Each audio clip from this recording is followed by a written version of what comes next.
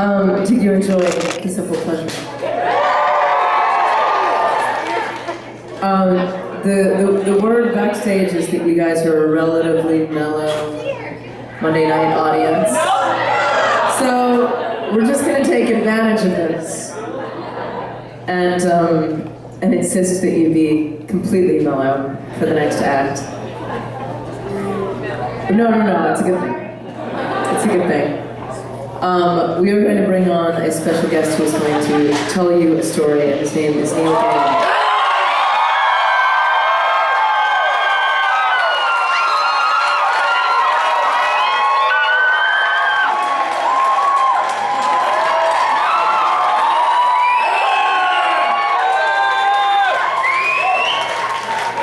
Hello.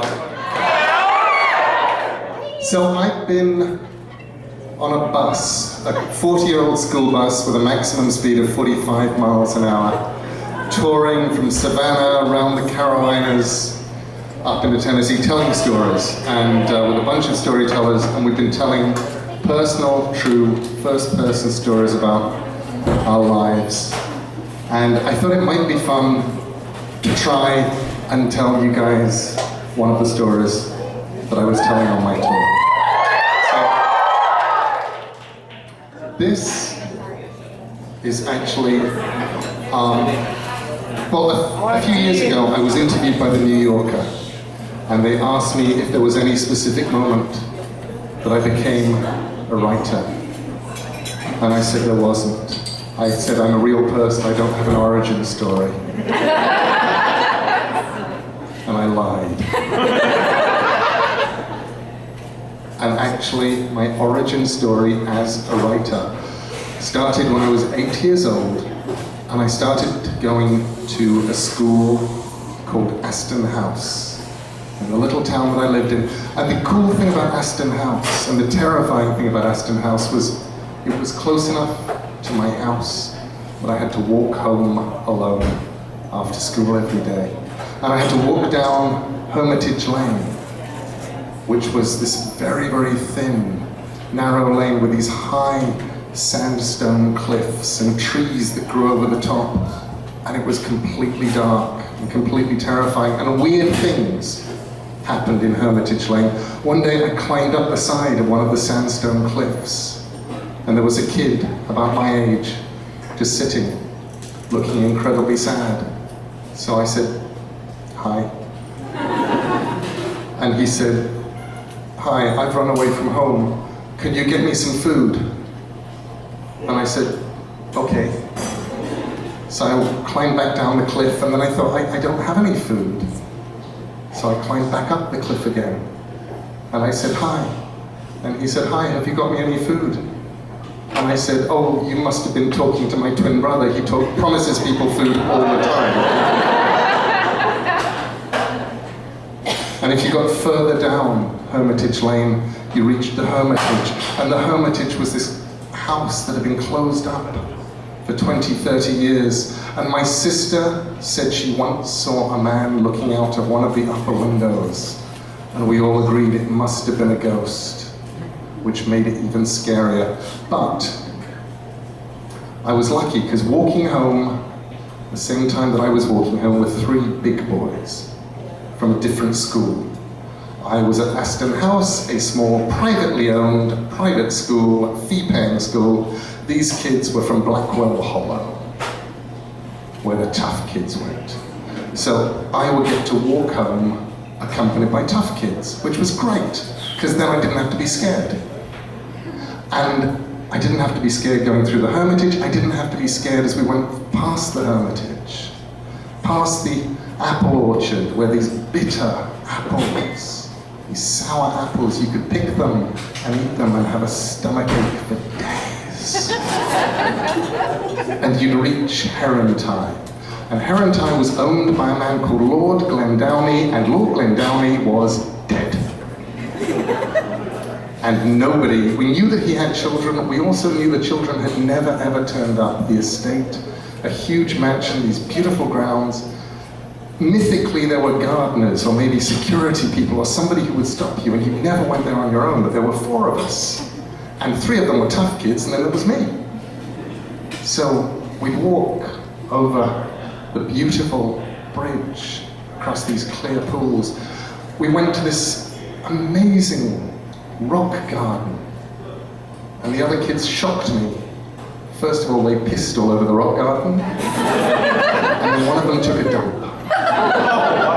And in future days, whenever we'd go past, I'd look down at this little bowl of rock with a turd in it. It would slowly grow and get weirder.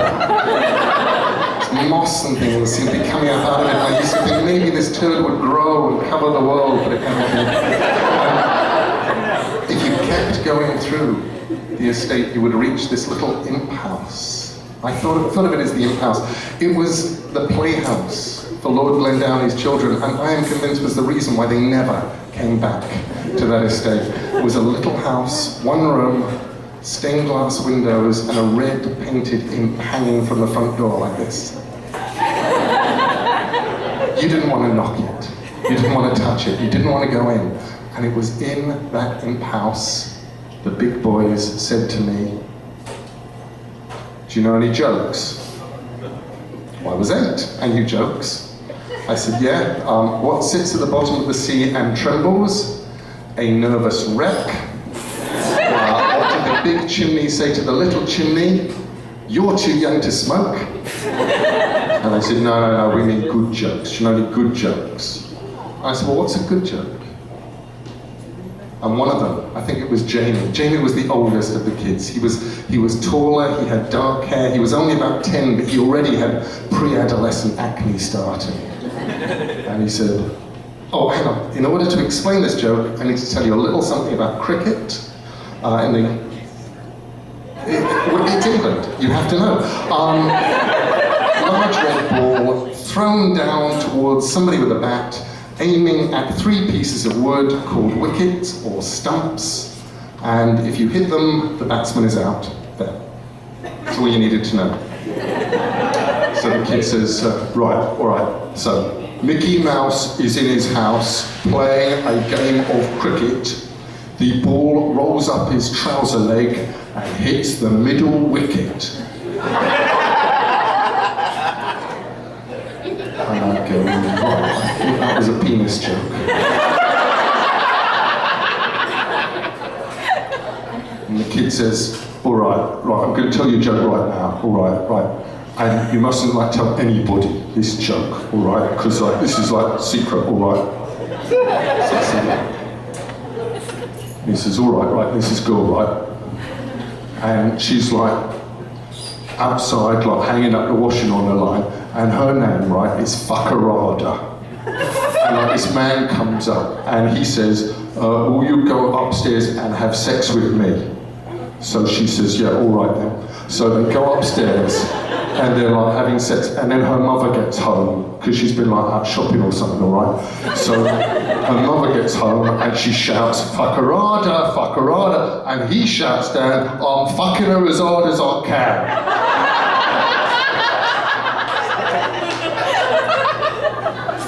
So I laugh to appear sophisticated.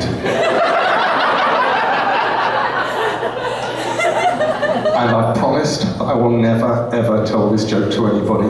So when I get to school the next morning, I see 3 of my friends, I tell them the joke. They laugh to appear sophisticated. It's brilliant. It continues to be brilliant until the following afternoon, when I am sent to the headmistress's office. And I sit down and she says, "Neil, do you know any 4-letter words?" Now, I'm a kid who's relatively good at English, so I'm going, yeah, bath, this, that, cats, dogs, and I just realized I could take any 3-letter word and add an S to the end of it. I'm going, I'm not in trouble, they just want a list of words. And I think that until she says, "Neil, apparently you told somebody a poem about Mickey Mouse." And my little inner writer, my little inner editor says, "I can fix this, I can get out of this. Just have to rewrite it quickly on the fly." Okay. And I say, yes. It goes, Mickey Mouse was in his house playing a game of cricket. The ball rolled down the village green and hit the middle wicket. I think, God, now that one good. She says, were there any other jokes? And I say, no. And she tells me to go home. So I go home. Walk home early, don't see anybody walking home, and I get home.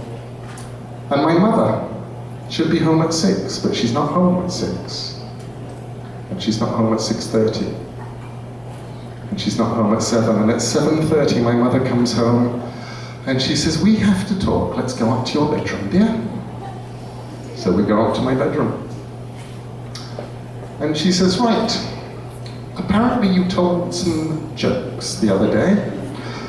One of the boys you told the joke to went home and told his mother.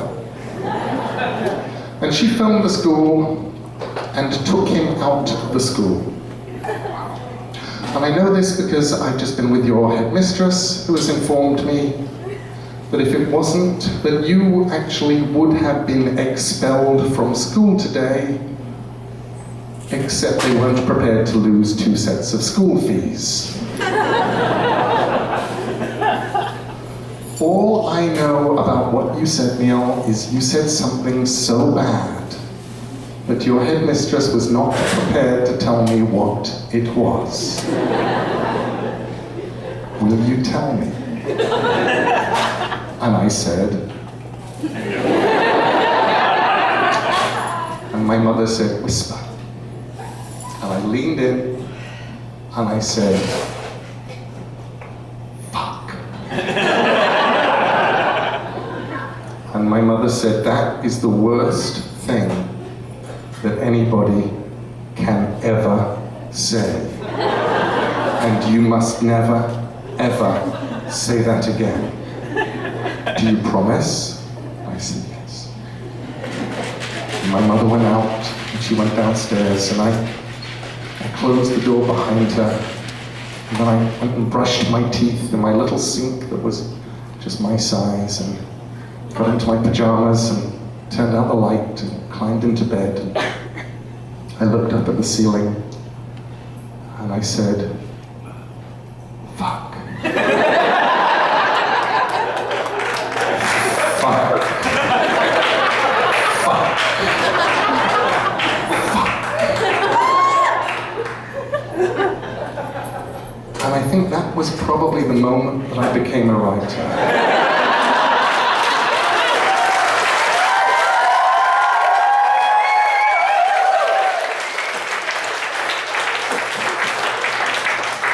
Because that was the exact moment that I realized that words had power. Thank you.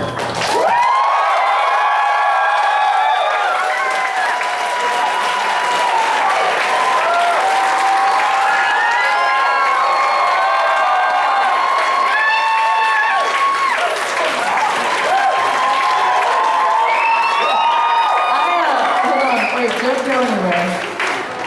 You don't have to answer on stage, but I have a question. What does your mom think of my name? Has she ever commented on it?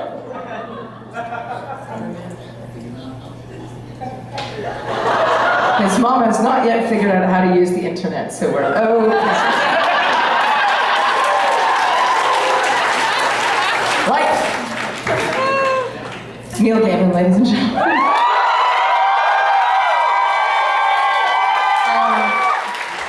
And now to completely, utterly change the pace on you, once again, we are going to bring out an act so unique, so astonishing, they're impossible to describe, but their name says something.